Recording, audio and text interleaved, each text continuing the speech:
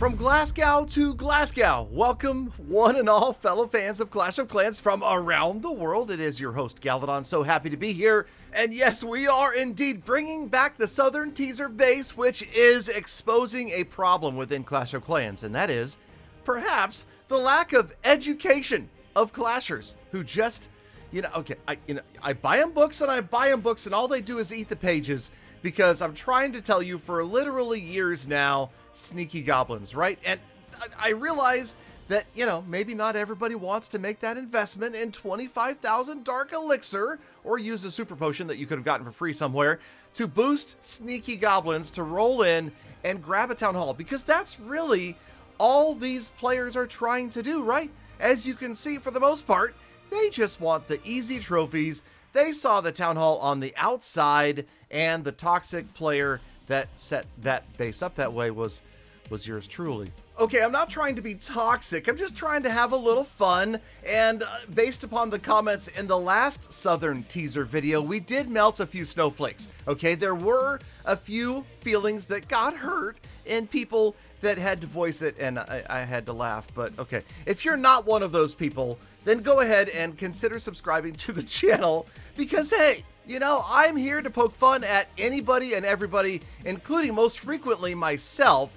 And yes, okay, so now it's fun to watch because yes, you'll notice that the town hall does manage to stand in pretty much every one of these attacks, which is a lot of fun.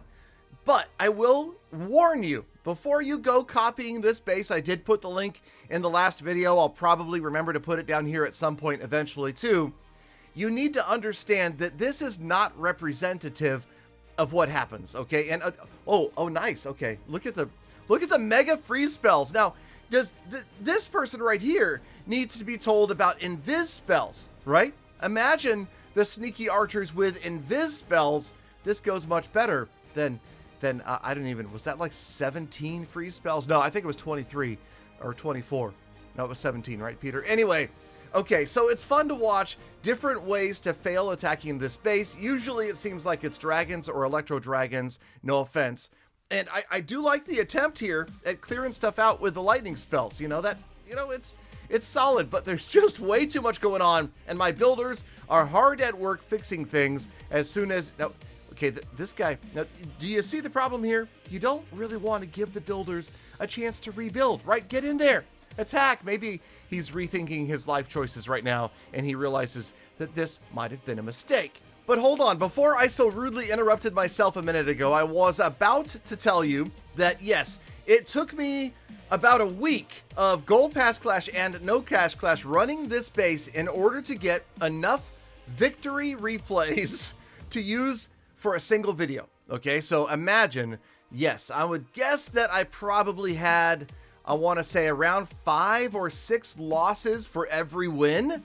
So no, this base is not going to serve you well if you're trying to preserve trophies or loot.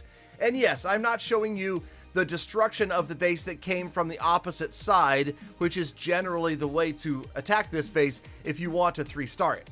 But I will show you, by the way, a couple of defensive losses in just a moment with my favorite troop. Now this guy decided he wanted to save a little bit of face, and he's like, nah, I'm just in here farming. I'm gonna come grab some buildings over here and some loot on the left-hand side. And yes, look at the massive amount of loot available here. Poor 3.0, Galadon 3.0 is just, yeah, I mean, okay. And yeah, like I'm saying, I fell victim to many a solid attack in order to find a few of these. And again, hey, maybe I'm just easily amused. Maybe I'm a simple person with simple needs, but I simply love to watch 6-second attacks. Watch this one. I mean, now this player, I'm thinking, just decided to pull up and go, wait a minute, the heck with this guy. I know what's happening here. I'm out of here, right? He's like trying to save a little self-respect. Now, I'm not going to send in all my E-Dragons. I know what's about to happen right here. And yeah, okay. He got out of there after about 7 seconds. Now, again, E-Dragons, very, very common. And yes, you'll notice right here, we did discover a bit of a problem with this base. Although, I will tell you that it seems like the fact that there is a little gap right here might be working to my advantage. It gives players that thought of, wait a minute, I can drop troops right next to your town hall and destroy you.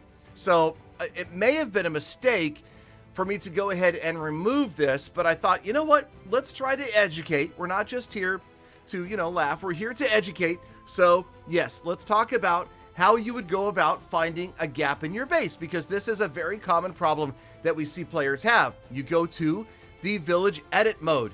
You go to scout view, and that is going to give you that outline of deployable area. And all it took was a simple swip swap of a builder hut into kind of that middle area to close it off. Remember, closing 3x3 gaps is the key to making sure players don't drop something right smack in the middle of your base.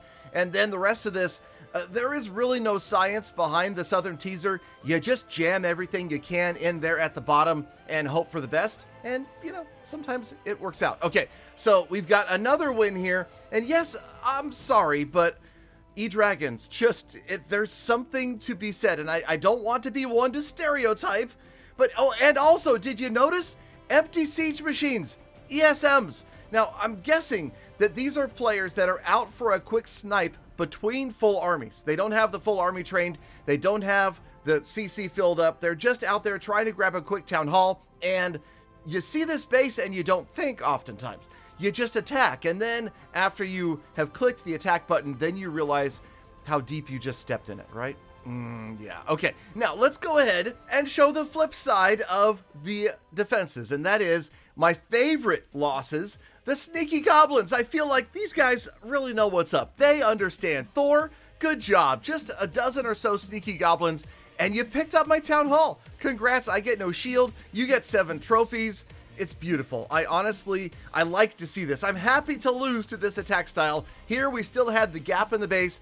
This guy comes in and drops a few on the gap, triggers the tornado trap, and then drops a few more until he gets the town hall down. Beautiful, great, fantastic. Cheers, way to go. I'm excited to see this because, I don't know, obviously I didn't invent sneaky goblins, but I'm doing my best to spread the gospel of the sneaky goblin. Way to go. It's much more fun to watch this base get wiped out and no shield from the sneaky goblins than it is to see somebody come in and just annihilate it with some real strategy from the top of the base or the opposite side of the town hall and take all of the loot. Thank you. Yes, and by the way, did you see how this guy just let the attack count down? He let me think about my own life choices and how much of a troll I am and how I should consider maybe swapping this base out for a real base.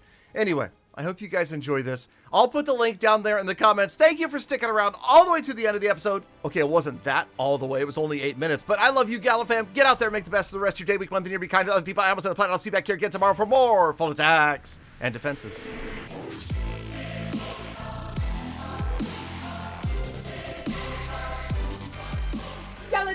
Galadon, salty Galadon, just a troll at heart, aren't you? So hardened from 10 years of clash.